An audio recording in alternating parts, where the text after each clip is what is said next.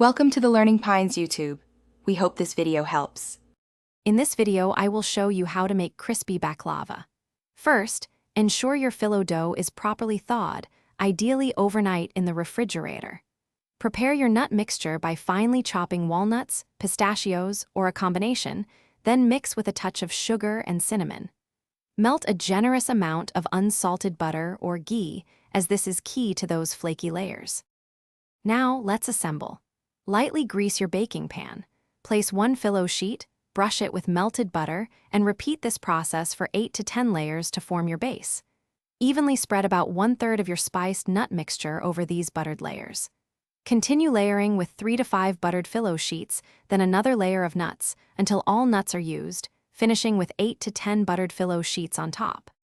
Before baking, use a very sharp knife to cut your baklava into traditional diamond or square shapes, going all the way through the layers.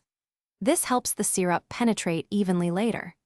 Bake your baklava in a preheated oven at 325 degrees Fahrenheit or 160 degrees Celsius for about 45 to 60 minutes until it's beautifully golden brown and crispy.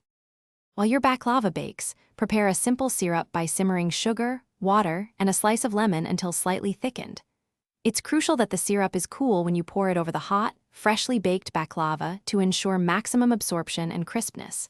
Let it rest, uncovered, at room temperature for at least 8 hours or even overnight for the best flavor and texture.